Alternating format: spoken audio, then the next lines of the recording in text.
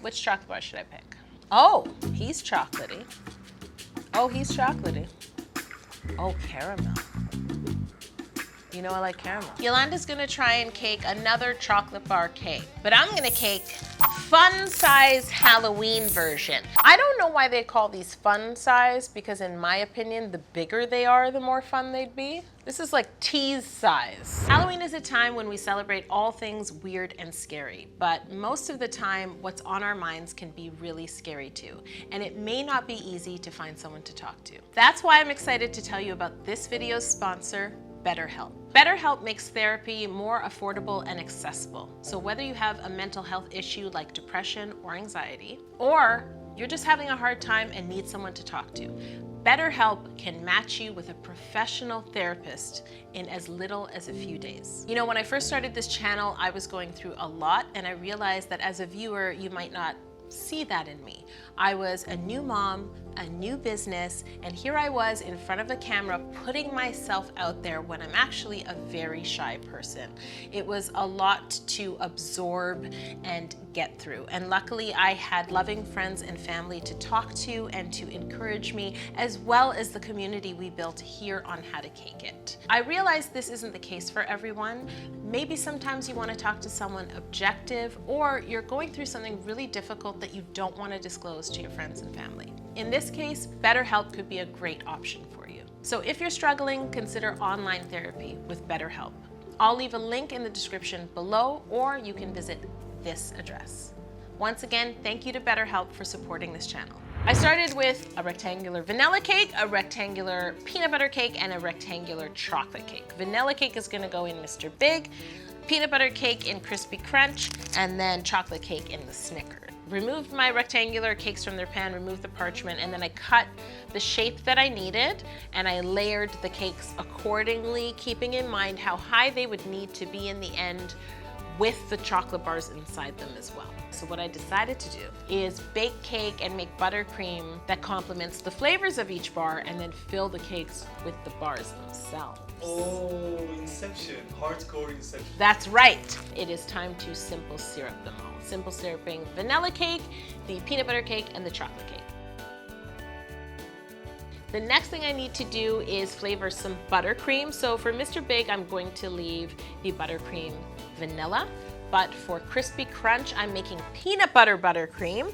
Peanut butter is quite thick, so the easiest way to blend these two things together is to first put a little buttercream into the peanut butter, blend it, and then blend that back in. Kind of the way I color buttercream. So you're kind of diluting the peanut butter, making sure there's no lumps, and then you're gonna stir it all back in. And then I made a caramel buttercream for my Snickers cake.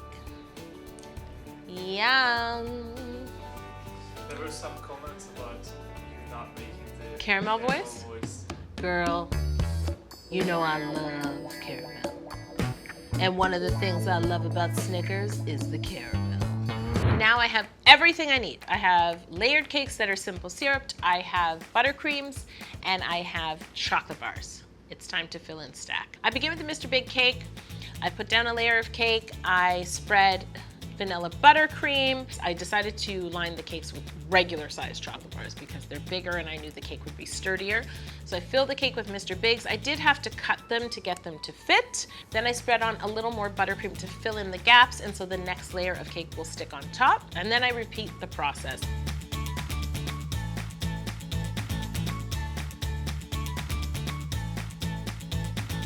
And now I'm gonna start to carve. You know how I feel about mess, right, Orhan? Yeah. I don't like mess. And I knew that this would be messy, and I should have chilled them and went back, but I just wanted to get through it and like move on to the next chocolate. And Mr. Big is kind of, let me reveal him. It's not a perfect looking chocolate bar by any means. It looks like just like a little nugget. You know what I mean? Yeah. You can't go wrong. I just wanted to make sure to round the edges, round the top down a little, and then just sort of carve away at the sides as well so they're not perfectly straight.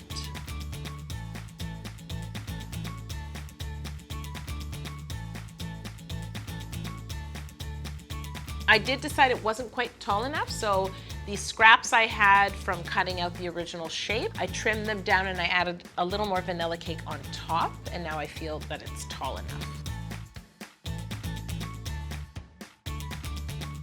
So once I'm happy, I am going to crumb coat this entire cake in vanilla buttercream and pop it in the fridge to chill. Now I'm moving on to Crispy Crunch. This one is the lowest of them all.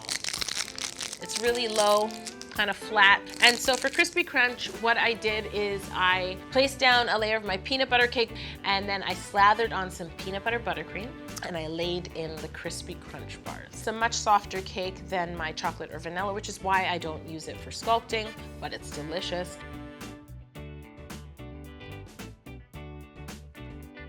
And once again, I went about trimming the cake to round out the corners, round out the top edge and the bottom edge. I even cut one end of it like a little bit crooked on purpose because it's definitely not a perfect bar. And then I crumb coated in my peanut butter buttercream and popped it in the fridge to chill.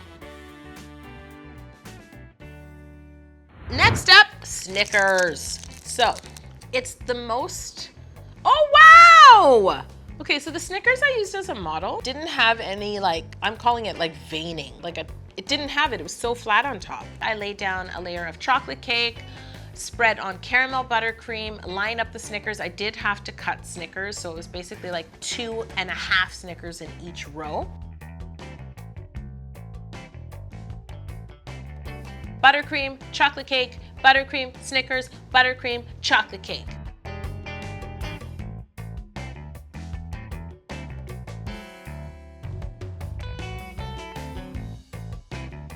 And then I had to, once again, just trim it here and there. This one looks the most like a brick. It looks the most like a square brick, but the edges are rounded. So I did that to the cake, crumb coated it in caramel buttercream, and popped it in the fridge to chill.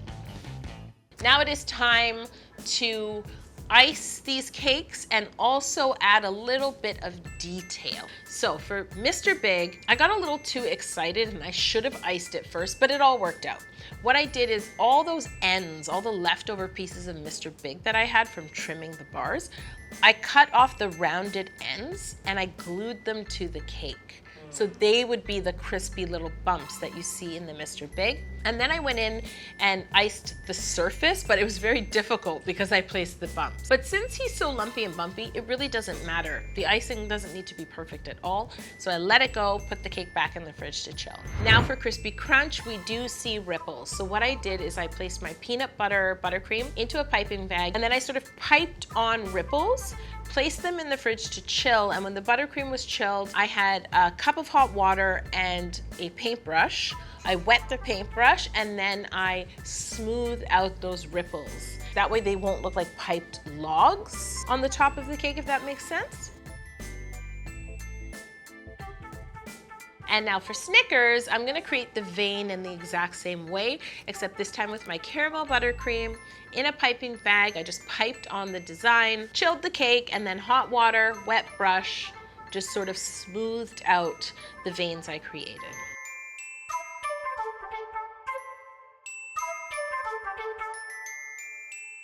Now, if you think I was complaining about how messy it was to carve these cakes, try melting pounds and pounds of compound chocolate. Oh no, these are not fondant. They're chocolate. I do this by melting chocolate, spreading it onto a silicone mat, picking my cake up, placing it on top, and because the cake is cold, the chocolate starts to set very fast. So quickly, I take a small spatula and I sort of ice that chocolate up around the bottom, and any excess then I can remove from the silicone mat. I just want to make sure it's completely coated. This way, when I pour on the chocolate, if there are air pockets, you won't see them because there'll be chocolate underneath. Maybe I'm wrong. I think it goes on a conveyor belt and it's almost like a pool. And it comes back out. Anyone out there owns a chocolate bar factory? Does your dad, your mom, anyone, Mr. Crunch, if you, Crispy, sir, if you will invite us, we'd be happy to come. And now it's time to pour chocolate on these cakes. Obviously, when I'm pouring, I always make sure that the cake is on a metal rack in a baking tray because there's a lot of excess. So I poured my melted chocolate in there. I got on my baby stool and I covered my Mr. Big chocolate. And then you want to just like bang the pan to get any excess off. And when I did that, the chocolate splattered all over my shirt. Next, I'm gonna cover Crispy Crunch. This one, I'm not gonna lie, upset me a little because the chocolate wouldn't leave the ridges. Like a lot of chocolate pooled between the ridges, but I can't just turn the cake on its side. It will just slip off the rack. And I can't guide the chocolate away with a brush or a spatula because then you'll see lines in the chocolate like it's ice, and that is not what chocolate bars look like. So it's okay, but I think it could have been better. Finally, I'm going to enrobe the Snickers bar in chocolate all over, bang away the excess, and I'm very happy. I wanted to do something a little different. I wanted to cut out bites. And I think it's appropriate for Halloween treats because when you get them, what do you want to do? You want to unwrap them all and bite them because they're so fun.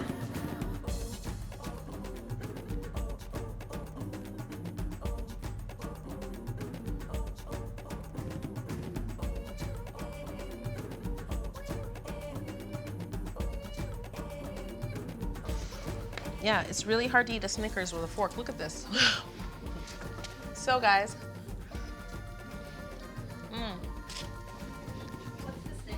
Me and this ghost are just gonna pop out of here and I'll see you next week. Come on, boo. This is my boo. Can you see me? Woohoo! He's like the nicest ghost ever. Okay guys, I'm gonna get to this and I will see you next week.